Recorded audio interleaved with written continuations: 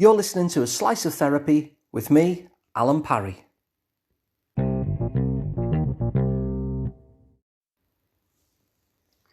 I always enjoy it when somebody manages to very concisely sum something up.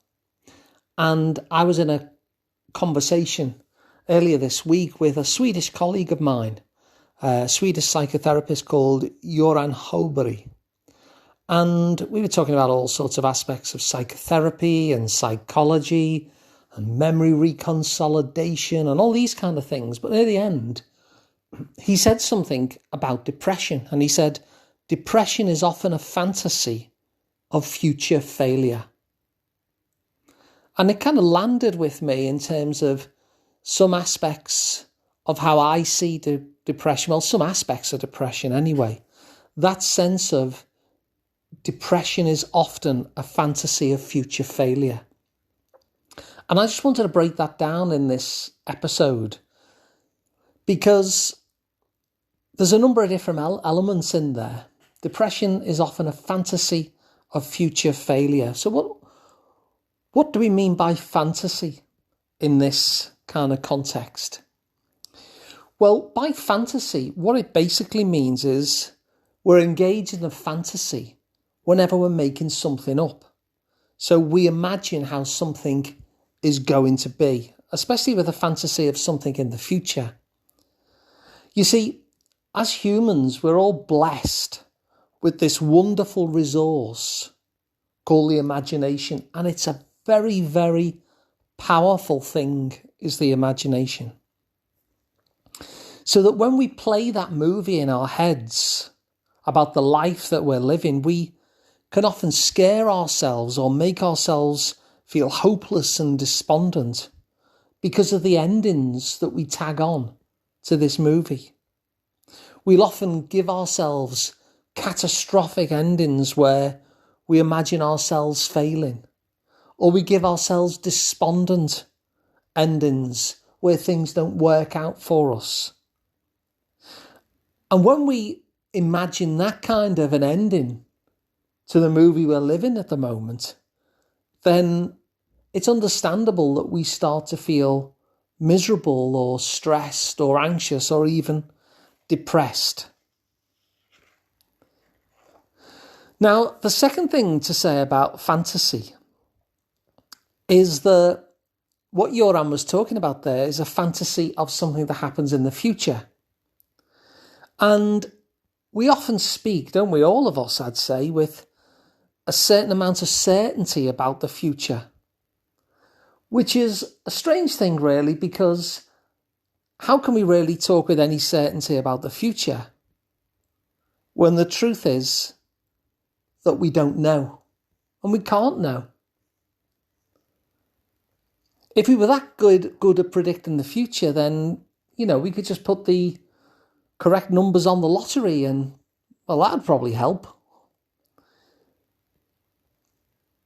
Because the future is one of those things that we can't. There's a whole host of things that we can't know that sometimes we pretend that we do. And it's things like what other people feel, what other people want. And we can't know that for sure because it's part of somebody else's internal world that we don't have access to. Even if they tell us sometimes how they're feeling, we don't absolutely know because we've all told somebody that we're fine when we're not. But what will happen in the future is another one of those things that we can't know. And it's strange, really, to watch the news because I always thought that the whole point of the news is that it would tell us what's happened. You switch on the news and it tells you what's happened in the world. And yet it seems to me that a huge portion of the news is people fantasizing about what's going to happen. So they'll say things like, this decision, Jim, will cause a lot of controversy. Now, they're not reporting on controversy that's actually taken place. They're fantasizing about a controversy that hasn't taken place yet and may not. Or they'll say, this incident, Moira, will have a devastating impact on the economy. And again, they might be right, there might be some education behind it, but it's a fantasy because they can't possibly know. And we see this actually, if you go back and watch old news programs, you'll see all sorts of strange predictions about the future that never, ever came true. There used to be a TV program actually when I was growing up called Tomorrow's World, and they would kind of tell us how the future was going to look and all the different inventions and how they'd change our lives. And every now and again they got it right, but it's really fun to go on YouTube and look at Tomorrow's World and to realise just how few of the fantasies of the future actually came to pass. So we've looked at fantasy, and that being us using that wonderful tool of imagination in order to tag on unhappy endings for ourselves. We've looked at that sense of the future being one of those things that we can't possibly know, that it has to be an imagining. And so the question comes up then, what can we do instead? You know, Joran said that depression is a fantasy of future failure, so what can we do instead? Well, given that we know our imaginations are powerful enough to make us anxious, to make us overwhelmed, and ultimately to make us feel depressed, how can we use that power to our benefit? Well, if depression is a fantasy of future failure, what if instead we started a practice of having fantasies of future success? What if, instead of these catastrophic endings that we give and tag onto the movies of our life, what if we gave happy endings to those movies in our minds instead? What if we saw ourselves not failing? What if we actually saw ourselves doing well? That would be us using our imagination as a resource rather than something that bogs us down into anxiety and depression. So here's a question I like to ask, and so I'll ask it of you. Let's just suppose that things were to get just a little bit better in this coming week. It doesn't have to be a massive improvement, just a little bit better. What is it that you would notice that would tell you that things are a little bit better? What are those changes that will have happened when things are a little bit better that you can notice in order to realise, I've taken a step forward here. This is a little bit better. What would you notice about yourself if things had gotten a little bit better? What would you see yourself doing?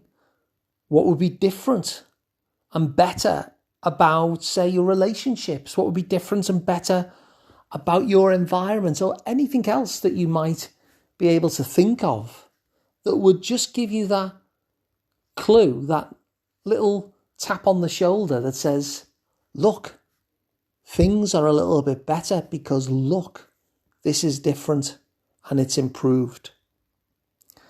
And as you come up with that, and as you use your imagination to answer that question, really evoke that future fantasy of you doing a little bit better. Really evoke that future fantasy and the feelings that it brings up as you imagine yourself doing that a little bit better, and all the changes that happen as a result of you doing a little bit better, and the impact that it has on others and what they notice about you too. Really sit with that and evoke it and see what difference it makes. So let's have a quick recap. We started all this with my colleague Joran and his wonderful quote, which was, depression is often a fantasy of future failure. And we saw how we use fantasy a lot because we imagine how things will be, and often we'll imagine that in such a way that it gives us an unhappy ending, a catastrophic ending to our particular story at the moment. And so we imagine ourselves failing. And that naturally brings us to a point where we feel hopeless and despondent. And secondly, we saw that any kind of imagining about the future must be a fantasy because we can't know. And we might get kidded by the news that people know or by Tomorrow's World, that TV show that I used to watch as a kid, where the people were coming on and telling us what was going to happen, but they were often wrong. And so if that is just a fantasy, if these kind of imaginings are just stories really, then we can choose a different story. We can choose for ourselves a fantasy that's going to lift us up rather than knock us down.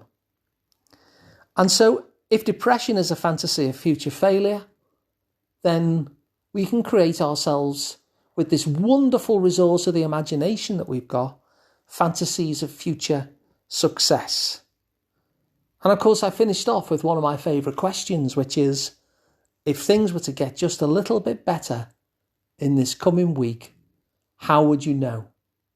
And once you use your imagination to conjure what that would look like, what you would be doing, you can really stay in that future fantasy, really evoke the feelings of it and enjoy it and see what difference that it makes. So thanks for listening. If you found this useful, then please spread the episode around so someone else can find it useful too. And speaking of depression, coming soon, I have a course called 9 Ways of Beating Depression. And if you want to sign up to the waiting list for that course, then just go to asliceoftherapy.com/9 ways. That's asliceoftherapy.com/9 ways. And maybe you'd even like to work with me one-to-one. I'm Alun Parry. You can find out more about that at liverpoolpsychotherapy.co.uk. And don't worry, of course, if you're not based in Liverpool, because I'm working online at the moment anyway. And so I have clients from all over the place. So if you're not local, still get in touch. That's liverpoolpsychotherapy.co.uk. And of course, please subscribe to the podcast as well, because it's completely free and it means you'll never miss an episode again. So thanks again for listening, and I'll see you again on the next one.